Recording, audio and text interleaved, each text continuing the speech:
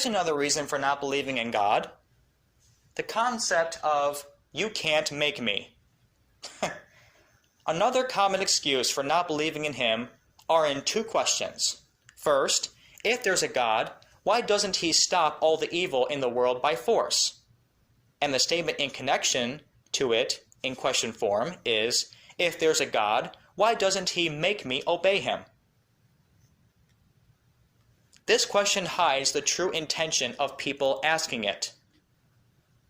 Basically, it's their thinking of, as an atheist and or agnostic, I don't believe in God because I don't want a God telling me what to do to keep his commandments because he can't make me. That's the real question, the real reason why they don't believe in God. Let me give you a quick illustration that will easily refute this. There was a teenager, about 18 years of age, that hated being told what to do and ordered around. So he made the mistake of joining the military, Navy, thinking he could escape authority. Stupid, right?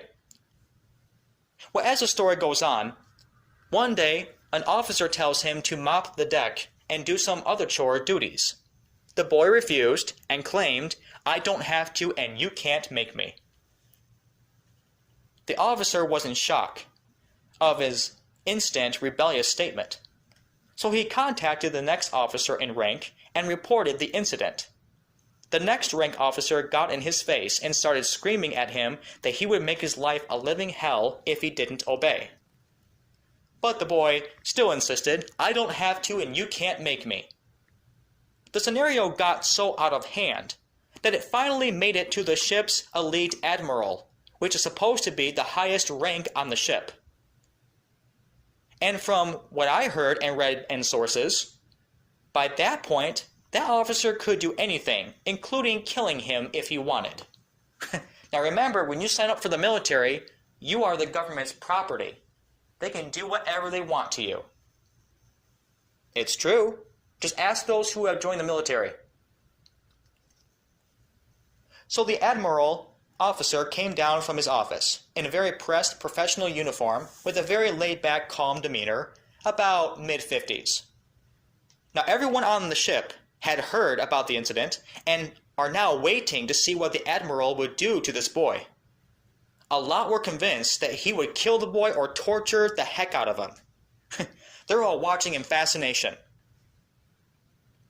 But the admiral very calmly sat down and looked at the boy and said, Son, why won't you do what they tell you to do? Why not just submit and do what you're told?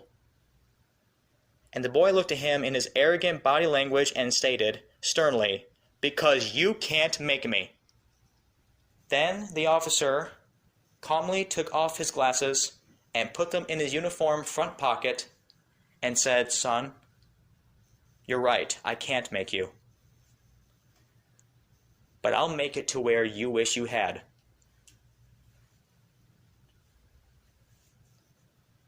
Reality check. Long-suffering, gentle, merciful, and loving. But just like anything or anybody else, those attributes have a limit to each individual. He will simply ask you, why won't you do what I tell you to do of what I've ordained? Believe on Christ and keep his commandments. And if your answer is, because you can't make me, God will also then tell you the same thing as his righteous anger reveals himself. Yes, you're right, I can't make you. But I'll make it to where you wish you had. And he will allow you to go to hell and then eventually to the lake of fire. To all people who are unbelievers and heathens, it is your choice. You can choose to believe on God now, or you can choose when you're bowing before him in fear.